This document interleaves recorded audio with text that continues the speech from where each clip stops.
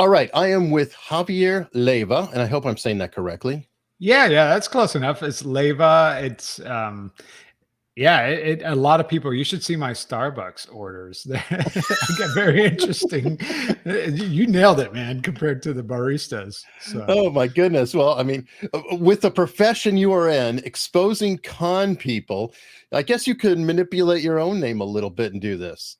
yeah, that's true. Never give your real name at Starbucks. That's a good tip. Okay, so now I haven't talked to you for a while, Javier. No, it's Couple been a years. year, or you think Yeah, maybe and even longer? all of a sudden you're getting this juice. I saw you got covered in the New York Post by Abby. I believe it's Ellen? Abby Ellen, who I've had on the show, by the way. Oh, nice. Nice. She was scammed by her. I think did marry the guy, Commander, the the commander, commander, yeah. and fascinating story. And then I found out, oh, that's right, you were doing this Frank Abagnale thing, and it went through. It was one of those that I just kind of see it on the side and then miss it. But holy cow, you got the mother load of a story here. Epic. What in God's name inspired you to do it? And I've got it to speculate a little bit, because what is a show without projection? Was it a case that he turned you down for an interview and you said, wait a minute, you son of a bitch? If Frank Abagnale would have said yes 5 years ago when I asked him to be on my show, I probably wouldn't have dug as deep or gone through that rabbit hole that I did. I would have just probably bought his story, accepted it, hook, line, and sinker. But because he said no, I started researching the guy. And then I found Alan Logan, who's the author of The Greatest Hoax on Earth, which is a book that for the first time ever, someone took the time to put all the pieces together. And he realized that none of it is true. Like, he made it's a lie within a lie. But actually, the real story of Frank Abagnale, in my opinion, I think it's actually more interesting than the one that Spielberg put together with Leonardo DiCaprio.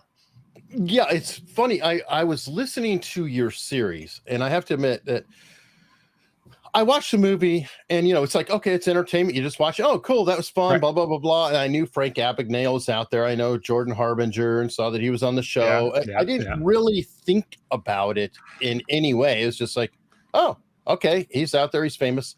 But when you described him escaping through the lavatory on the plane bathroom, I thought, wait a minute, did I watch that with no skepticism whatsoever, like a moron? Because as soon as I heard it, it's like, it's one of those that you watch it and you just kind of and then you hear it and you realize, wait a minute, did I just swallow that whole damn thing? And this story should be way more popular than it really is. And I'm talking about like the real story, right? Like the one that I've been working on to expose, that Alan Logan has been working on to expose, but it's not well known. And I think the reason is because we all felt duped, right? We all watched that movie and he slips through an airplane toilet and we just accepted it. Now, we all watch these movies that are based on a true story, and we realize that Hollywood has to fudge things here and there. They have to like consolidate characters and timelines, and all that is accepted. But we think that at the end of the day, there's this underlying truth, right? Like every time you watch one of these movies, you go straight to Wikipedia afterwards to make sure, oh, what part of the movie was true? Well, it turns out that none of it was true. Actually, there are little kernels of truth, and we could talk about that. But he liked wearing an airplane. He liked wearing a pilot uniform. That is true. Yes, that is true. And he did jump on and got some free flights wearing his costume as a pilot, right? So that is true. Okay, that there are kernels of truth, and we could pinpoint, but the vast majority of it, he's actually the polar opposite of the way he was portrayed in the movie. In the movie, he's this glamorous, very well dressed con artist, very slick. He outmaneuvered the FBI. He was just 5 steps ahead of them. In reality, he was a small-time crook who would rob families.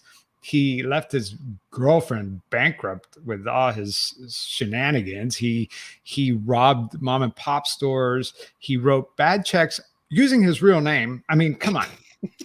Listen, I'm not a master forger, but if I were going to cash a bad check, I would probably use Eric Hunley, not Javier Leiva. I mean, come on, right? How about Jerry Williams? Use Jerry Williams, Yeah, not me. yeah, Jerry Williams. That's right. No, she has connections, man. That would be playing with fire.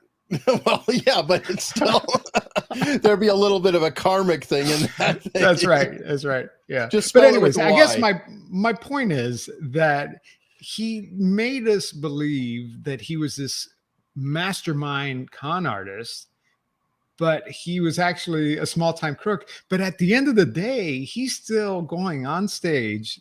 Companies are hiring him $20,000-$30,000 for an hour to go speak about cybersecurity, to talk about his past, and it's all based on a lie. So maybe at the end of the day, maybe he is a mastermind con artist, because he's still pulling it off even today. How many times a year does he go on stage? It's slowing down. We kind of track it. Some of these slip under the radar, but I would say, a handful a year, maybe half a dozen. But it used to be all the time. I mean, this guy was on a speaking circuit, going to colleges of all places, talking about his past, and you could see the evolution of his speeches after Alan Logan's book came out and my podcast came out, Busting the Myth. He doesn't talk about his past much, and you could just see the drop off. It used to be these grandiose stories about being a pilot, doctor, lawyer, professor, and all that stuff, and then all of a sudden all he talks about is cybersecurity. And I mean, hey, the guy's got to make a living. As long as he, I don't know, but yeah, he's still out there doing his thing. Okay, so 5 years ago, you invited him on the show, and his people, I'm guessing, or whatever, which may or may not be people, may just be him. I suspect. Yeah. Turned you down, and what, did you forget about it at this point? Or it was always, I have a list of like stories that I want to tackle. I have a list, and then when I work on stories, eventually I hit this point where I feel like, oh my God, I ran out of con artists. And then I freak out and I go back to the list, and start looking at the people who I want to contact. And he was always at the top of the list. And so I had this big story. Actually, the story that I'm working on now, The Stalker, the series, it was a 12-part series. I've been working on this stalker story for 2 years. And when I was going to release it, I made the decision to hold back because there was a big development in the story. So now I had this big hole in my schedule. I'm like, what the heck am I going to do now? So I went back to the list. I go, Frank Abagnale. And man, little did I know that I thought it was just a 1 episode filler. It turned out to be an 8-episode expose on the guy. So what turned you on to Alan's book? I mean, did you just happen across it? I mean, I think it was just timing. When I was starting to look at Abagnale, Alan had just released his book. And by the time I got caught wind of Alan Logan, he was defeated. His book, it got a little bit of press. I think NPR picked it up, and but for the most part, it was just, like the 24-hour news cycle. It just fizzled, right? Really quickly. And he's like, I'm done with Abagnale. I'm ready to move on. And I'm like, man, but I don't know. I kind of want to do the story. And he was like, yeah. And so I told him, I said, Alan, I found out that Frank Abagnale is going to be in Las Vegas speaking at this conference. And I'm going to buy an $800 ticket to this conference. And I'm going to ambush him after his interview because he won't respond to me. And when he saw the dedication and the commitment that I put to cash, you probably spent more money than he made on the book. Yeah. But I was like, you know what? This is catch me if you can. And I am going to catch Frank Abagnale. I am the real Henry, I'm gonna chase this guy down and I'm gonna find him. And I did. It was a gamble in Vegas, but it worked out. You have the footage on your YouTube channel. Do you mind if we play that clip? Oh man, absolutely. And I think that I need to set it up a little bit, because if you watch this video out of context, you don't realize the magnitude and the impact Sure. Oh my god, yeah, it's so funny. I usually have the paper right at my desk, but Frank Abagnale claims that he was a doctor, lawyer, professor, I don't know, stockbroker, all these professions during the age of 18 to 21. Sure. Okay. That's well, like he's you could watch him on Johnny Carson. You could watch him on any interview, and he would tell you from the age of 16 to 18, 21, he was doing all these things. Well, it turns out that in reality, if you look at the court documents, if you look at the prison records, he was in prison most of that time. Okay, so it is virtually impossible for him to have pulled off the famous stunts that he claims. Mm. So, and up to that point, no one had ever confronted him about that. Alan Logan wrote about it in the book, but nobody had ever said, "What were you really doing? Weren't you in prison this whole time?" And so that's what I did. So you could play the clip now that you have that context. Well, not only that, I've got to give you a little bit of credit. And you said something last night that I thought was so hilarious. I told my wife about it. And it was, you mentioned that when he was doing all these appearances, he had no idea at the time that 40 something years later, a little Cuban with too much time on his hands would be digging through every single video on a site called YouTube, parsing every word, I'm paraphrasing, that he essentially said. And you literally did do that. It's remarkable in your series. One thing that popped in my head, and I plan to put in here, is a little vignette or whatever, because his consistency is remarkable. Like reading a script word for word, beat for beat, decades. beat for decades. You could go back to like his earliest interviews, like in the show To Tell the Truth and Johnny Carson, and you could flash forward to something in the 90s and the 2000s, and you could overlay his responses, and they're almost identical. They're rehearsed. They don't feel authentic, but I mean, he is consistent every time. So he's like a stand-up comic, or a storyteller. Exactly. But what happened? One routine. Yeah, but what happened in Vegas was that his little rehearsed statements didn't work, because for the first time, I have physical proof that it was all a lie. All right, let me see here. We've got the clip in hand. Hey, Mr. Abbott, I'm doing a podcast covering the event. Such a transformational story. I mean, it's almost like unbelievable. How did you make that change? I know you talked about it on stage, but we would love to hear it. By the way, nice job buttering it up right away. Oh, and yeah, I love you plan that ahead. Like, you've got to get them to come and settle in to talk. I like that. Yeah. Let me tell you a little strategy here. So I'm a podcast, right? So my primary concern is to capture the audio, but I was like, I have to have video evidence of this thing. So I put my my phone in my shirt pocket and I just recorded. It was my backup, but it was great, because like that was my proof that I caught him. But yeah. And you're on such a budget, you can't have a friend there on the side or anything. Oh no, are you kidding me? $800 flight to Vegas? Yeah, I blew my budget for the year. But let me tell you something. Butter him up was my strategy, because if I confront him with the microphone and I'm like, "Hey, weren't you in prison this whole time?" His people would just rush him away, and it was critical because he just gave an hour-long presentation, and when I caught him was when he was exiting the stage. And then there's a hallway and then there's a door, and so like if I could have missed him, you know what I mean, like if I would have approached him very aggressively, he would have just gone straight through that door, and that $800 conference and flight and hotel went to a waste.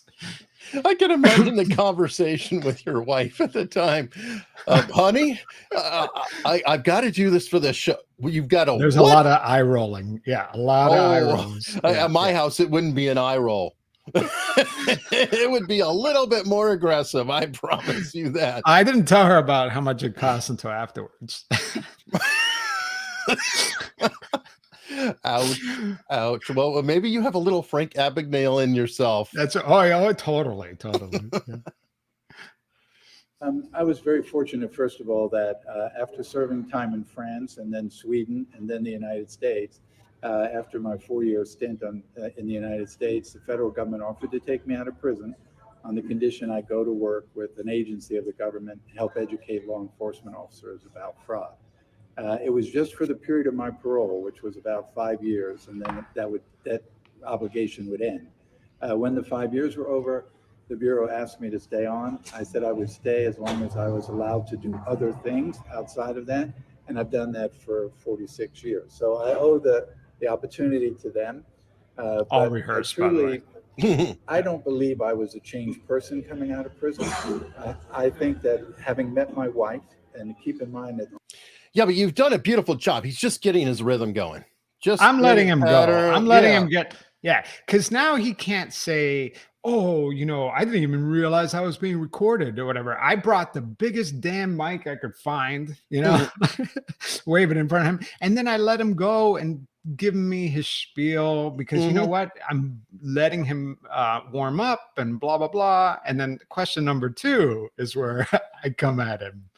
Right, but that's good content. I mean, you get him settled in, and now you have a juxtaposition too. So it's not only a matter of making him comfortable, but it's a juxtaposition of here he is, here's his spiel. Now you hammer him with the alternative, and it's almost like a very quick. I mean, it's only 2-minute piece. Yeah, it's a very short interaction, but this question took up half the interview, right? Like the half the ambush interview was him just rambling off his, you know, his resume, templated, his fake resume. Hey, you know, people are famous for brushing up their CVs a little bit. You could go to Congress, apparently. Oh my God. I had no money, I had no job, I was on federal parole, and I told her about my life and where I was, and I eventually asked her to marry me, and against the wishes of her parents, she did. Even she that's a gave me lie. 3 wonderful sons, 7 grandchildren, and that's really what changed my life. It was all about that. One more. Yes. So for 6 years, you evaded the FBI, pretending to be a pilot, a doctor, a professor. But how were you able to do that if you were like sitting in prison the whole time? No, when this was all, I went to prison for all those things. Going to work with the FBI was after I came out of prison. But I have your prison records right here, and clearly it took place when you were supposedly doing all these adventures. Came over a period of time, not predicted in the movie. It had nothing to do. I didn't write the book. I didn't make the movie. I didn't have anything to do with the play. Those are people's views of what I did or didn't do at that time. And you said I'm really still admiring the ambush though, because he still didn't quite get it. You slid it in there, and he's so used to the narrative. Oh, of course I went to prison, and this is my spiel. And no, you've got the timeline wrong, and he doesn't realize that you're like very. Well, he doesn't have a canned answer for it, but I have to admire how calm and collective he was. He didn't have a gasp or anything like that. Like I caught him off guard. Like you said, he didn't have an answer, but he kept his composure, and he was spinning to make it sound like I got my information wrong, but that wasn't the case. Yeah. Well, obviously he has some skills. I mean, however you put it, he has practiced his presentation long enough and obviously conned enough. I'm sure he's been challenged before. That has helped. He's a con man. But this response, and maybe because you didn't have the adrenaline that I had running through my veins at the time, you probably caught this, and I didn't catch it until I reviewed the tape afterwards. But did you notice what he said? I had nothing to do with the movie. Oh, yeah. I didn't write the book. I had nothing to do with the play. Right now, he is totally, now when it clicks what's happening, he is completely removing himself and detaching himself from the work that has built his career. Like the reason why he's a millionaire living in his fancy Charleston house is because of the book, the movie, and the play. That is the whole premise. That's why that conference hired him, right? That's why that conference played the John Williams theme song from Catch Me If You Can, like he's some sort of superhero when he walked out the stage. It's because you did write the book. It's your name's on the book, by the way. You met with Spielberg. You went to the premiere. You never told anybody that that wasn't true. And you go to all the little high school plays that put on the Catch Me If You Can musical. So it is kind of funny how he decided to walk away from all that at that moment. Sure. And by the way, don't feel bad. You really shouldn't be watching from the outside. You're in the moment, and it's a real conversation. That's why you're recording it. Later on, you have all the time in the world to sit there. I know, but I kind of wanted to be like, you didn't write the book? And my pockets weren't big enough, but that would have been awesome if I could pull out the book and be like, that's your name. No, because you could do it later. You're just keeping a flow. And anything that was too confrontational could send him scurrying. So I think it's smart that you're just kind of, wait, what? Because later on, bam, bam, bam. I had a list of questions too it didn't allow for follow-up questions because I really was methodical about what questions I was going to ask him, because I knew I was going to have such a brief period. And I knew that my next question was super important because no one had ever asked him about his victims. And I knew that this was the time. This was my only opportunity to get those questions out. Which is good. And I imagine that your list of questions were prioritized. Like, if he keeps hanging out, I have 25 questions, but if I can get through, these are the gold. All I care about, if I get this, boom, get this shot and go. Right. So remarkable. Well, because, I have, like you said, the little Cuban with too much time on his hands. I have decades worth of YouTube video of him telling his story. So I don't really need for him to rehash the lie. I need him to fess up and apologize, for the damage that he's done. Well, and it's fortunate too, because you've wrapped it on a show, and I forgot, we just discussed how many, was it 8? Eight episodes. Coming out with a new one, 9. Oh, 9. Okay. Yeah. Well, and everybody check it out. I mean, this is literally just scratching the surface, damn near an infomercial about his show. I mean, there's so much meat in there, and I don't want to take away from your work and effort. Right. And to warn your listeners, the beginning of the podcast is a debunking attempt. Like, he says he did this, he was really doing that, right? But the series takes a turn halfway through where we're really looking at things that he was doing that are really questionable. But we should get into that later, because I feel like we're still in the debunking phase right now. Oh, definitely. Let's see. You never heard any of the little guys? Did you ever repay the Parks or Mark Zinder for his money or anything like that? Mark Zinder was a former employee of mine who I fired 40 years ago. He went to and paid a ghostwriter to write a book. I guess he has hard feelings about that. I hope that I'm judged on what I've done with my life, not what I did with my life 50 years ago. Well, I appreciate it. Take care. Sure. Bye. So I knew my time was wrapping up, because it's so funny. Only Frank Abagnale and I know what's going on, right? When I asked him that second question, only he and I knew that it was tense. The people around him, it didn't click for them yet. No, they're just kind of like, okay, they thought it was still a friendly interview. Yeah, because no one seemed upset. So when I asked him about his victims and has he ever repaid his victims, because his famous claim was that he's a reformed con man and he hired a law firm to repay all of his victims. They tracked them all down and they all got paid for all the money that they lost, which is kind of impossible, right? To track all these people down. And B, well, we have like 8 victims that have yet, I don't know, maybe these 8 victims, the check got lost in the mail. I don't know. But you did have one who did get paid 100 out of the 125, but it wasn't from Frank directly. It was from somebody else. And that was scamming. Yeah, that was his ex-girlfriend had to pay that guy for his money. So it wasn't even Frank who paid these people. And so Paula Parks was a girl, that a flight attendant that he met earlier on in his life. He her family took Frank Abagnale in early on, and he lived with them, and he was stealing right from underneath their noses. I mean, he's staying at their house. The mom is washing his clothes, feeding him, and he's stealing from the parents. He's stealing from the brother.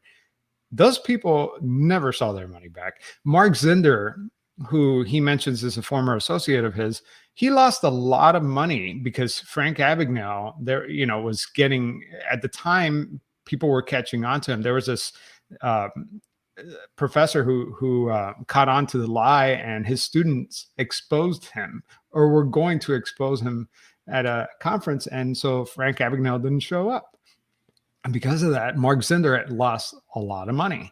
And there are families in Sweden or in Europe that he conned. They never got their money. There's promissory notes out there that haven't been repaid. I mean, we could go on and on and on about all the victims that did not get their money back, that their lives were ruined because this guy, and he's a millionaire now, and he's going around telling people he repaid all his debt. Yeah, that's the part, I guess, that's frustrating, because if he literally was reformed, etc., and moved on with his life, that's cool. But he's actually profiteering off of. It's a weird scenario. It's like a double down type of deal. It's like he is technically a con man.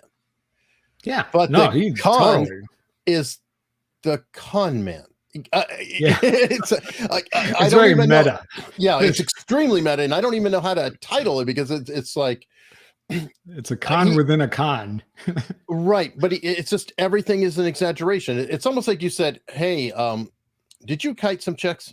Hey, that's right. Not only did I kite checks, I kited $2.5 million worth of checks. Versus, he blew it everything up to such a grandiose level that it suddenly became a heroic crime just because of scale. I don't get it. Well, we romanticize criminals. We romanticize serial killers. Sometimes we romanticize con artists. And a lot of your listeners might be saying, "Who cares? Like, who cares? This is like, it was a good movie, and it was a good movie. It was not a good movie. It was a great movie. It's a great story." And you're like, and if you read the New York Post comments or on Instagram comments or Reddit comments, they're like, it was just a good movie. It's a good story. No one got harmed, but actually that's not true. And people forget that there are people out there that did get harmed, and there were real lives involved, and I don't know, there's this strange detachment from the people who are receiving this story. Some people are fascinated, like you and I, because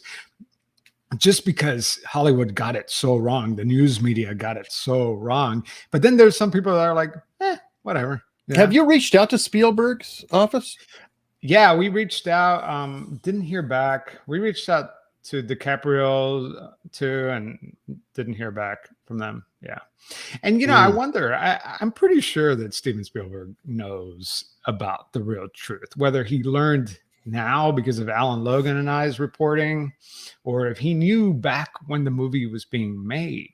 That's to be debated. I don't want to send out accusations, but, when Hollywood works on a movie, when a writer devotes so much time to a movie, they do research, and it doesn't require that much legwork to find out that this guy's a phony.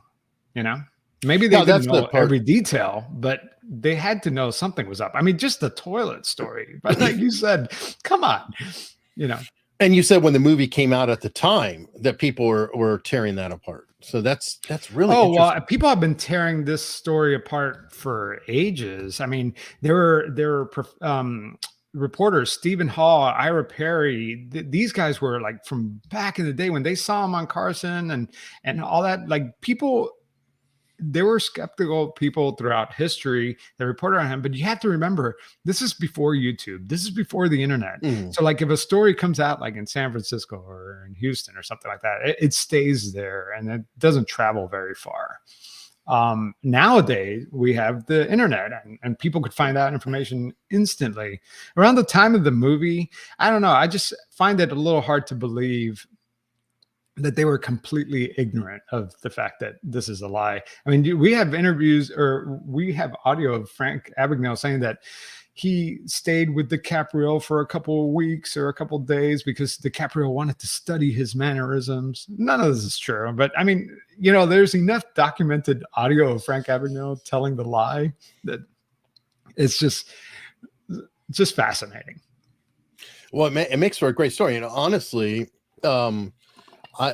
somebody needs to do a documentary on it.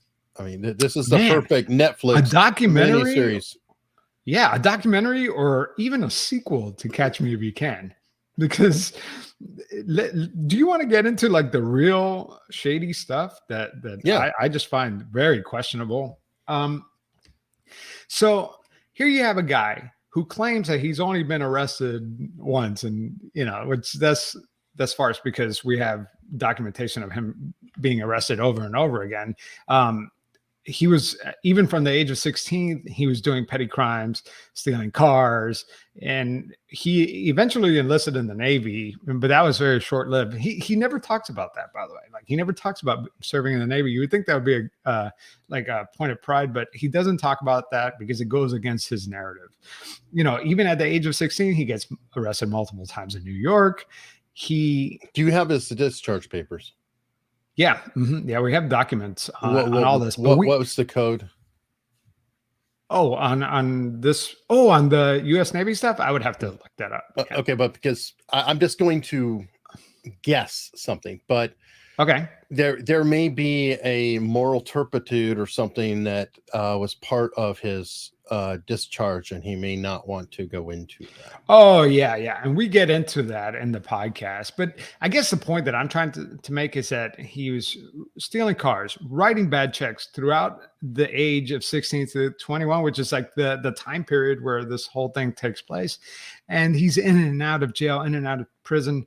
But what's interesting, and this is why this would make a fantastic Netflix documentary or a feature film, is that each time he got released from prison, he would go seek employment around children. I don't know why. It doesn't make sense. So he gets released from prison. He goes to Louisiana, tries to get a job working with mentally disabled kids. Then he gets arrested again and gets released in Houston, Texas, goes to a summer camp for kids, works as a camp counselor, and he gets this job because he shows up dressed as a pilot. Okay. Why would a pilot want to get a job at a summer camp? I don't know. But that happens. And then he goes to prison again and gets released and goes to seek, gets a job at an orphanage, placing orphans in homes. Okay. That's really bizarre. But now we find out, because, we know a lot about this guy's life, but there's some holes in the timeline. We found out that after getting released from Great Meadows Prison in New York, he was briefly paroled, and almost weeks later, he gets a job at a preschool. Again, he shows up dressed in his pilot's uniform, and he gets a job as a teacher's assistant, driving kids around, picking them up to go to the preschool completely unsupervised, and then steals the preschool teacher or the preschool owner's car. And that's when he gets arrested again and goes back to prison. But each time it's like this pattern. He gets arrested, he gets released, goes to work with prison under false pretenses, dressed as a pilot. There's nothing pattern. But okay, just to be clear, because that gets very dark to even mention them in the same sentence. There is nothing stating that there's a untoward communication or relationship between him and children, correct? Nothing. No one has, to my knowledge, has come forward connecting those dots, and I don't even want to connect those dots. Maybe he has Peter Pan syndrome. Maybe he just I'm kind of wondering. I mean, if you're going to con people, children might be the easiest to look up at you like a hero. Yeah, but he never conned the children. It was always it's just weird. It's just a pattern that we couldn't ignore. You know what I mean? Like how do you see that and not ignore it? Now, there have been accusations of Frank Abagnale going to universities dressed as a pilot or recruiter, trying to recruit stewardesses and conducting physical exams on them. We have handsy. Yeah, he was a little handsy, and he brags about this stuff. Not anymore, but he used to brag about it. I mean, we have audio of him bragging about that. But there you have a guy that has this pattern of going with children, but then goes to universities, and it's a prank. Really, he's dressed as a pilot, and he's feeling these girls up. Why would a pilot need to conduct a physical exam on a young lady, a student? Didn't his booking agent say that he was kept out of the room for hours at a time because of one female after another, that Frank was having dalliances?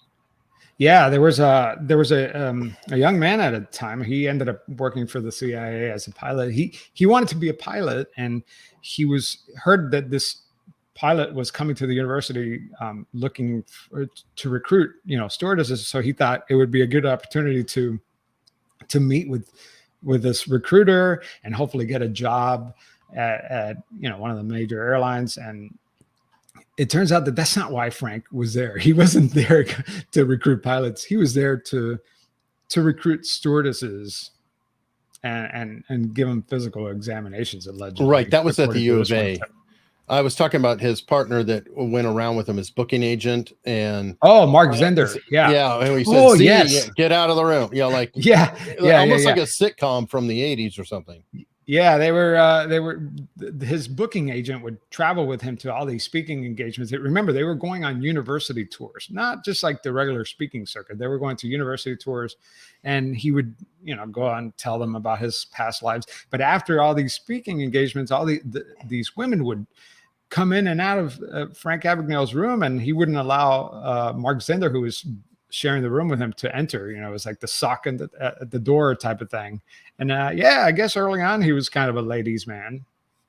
Listen, I don't want to make any accusations, but I think that pattern of really strange behavior goes against the narrative that we've been led to believe, that this guy is a classy mastermind con artist. He's acting more like, a petty thief who writes bad checks, steals cars, and seeks the attention of children after he was released from prison. It's just the polar opposite of what we've been led to believe. Yeah, it was funny when I was listening to it. It did make me think about how times have changed, because he did talk about it, to much laughter, especially in the 70s, 80s, whatever. And I was thinking, well, that sounds like a lot of movie plots I saw at the time, where, where a college frat boy pretends to be a doctor so then he can check out and do, and you realize, you're like, oh my God, everybody was laughing at that at the time. Really isn't quite as funny now. I mean, because times have changed so much. Yeah. But well, yeah, exactly. There's that factors in. Like he used to have women's panties as a handkerchief, in his suit, and he would pull it out at the end of his speech and like, haha, it was women's panties. A lot of that stuff is probably not acceptable back then, today, but it was probably hysterical back then. But I think that I'd be curious, and if your audience knows anyone who went to the University of Arizona around that time who was being recruited by a mysterious pilot, or please reach out to us. I would love to have a conversation with them to know what that was really like, because we only have one firsthand account of that incident happening. Yeah, and sorry, but he's a spook. So okay, so what is next with Javier Leiva and the Frank Abagnale saga?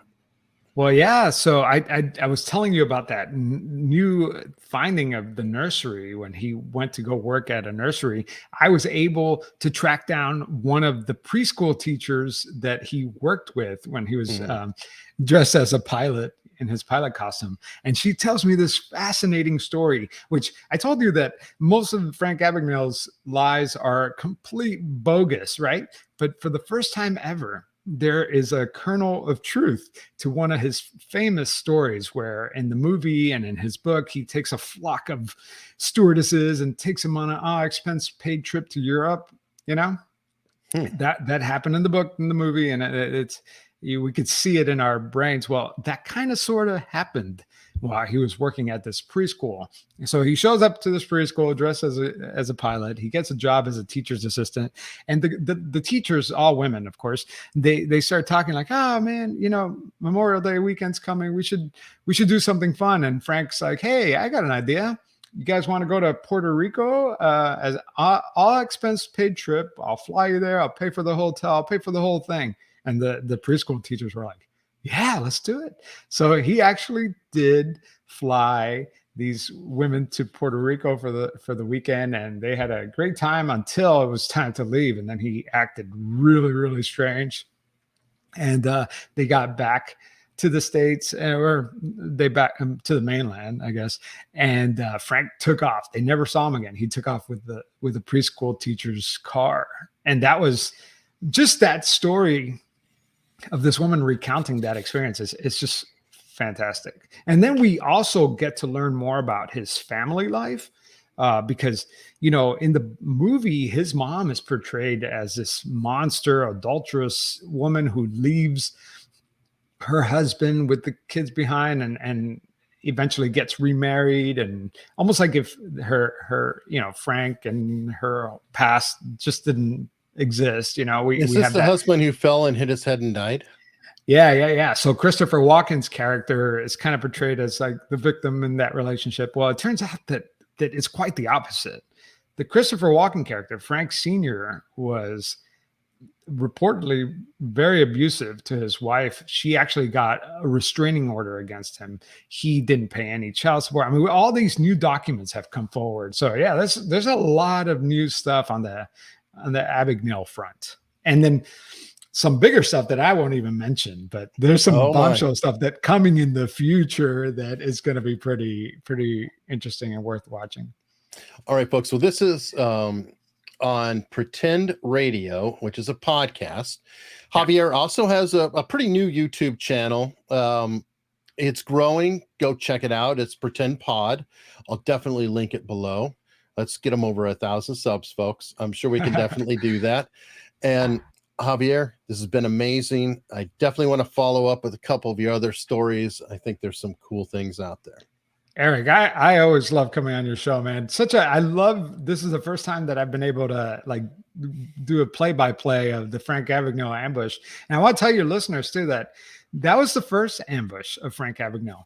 After my series came out, a listener and fellow podcaster was like, "Hey, Frank Abagnale is speaking in Ohio. I think I'm going to go ask him a couple questions." And this time he asked Frank Abagnale the same questions that I asked him, but in front of a live audience. And Frank Abagnale was cornered. He was forced to respond. It wasn't just the 2 minutes that he gave me. It was long, and wow, it was amazing. And you can listen to that exchange towards the end of my series, The Real Catch Me If You Can. Oh, fantastic. Well, awesome. Thank you so much, Javier. Oh man, thank you, Eric. I appreciate it.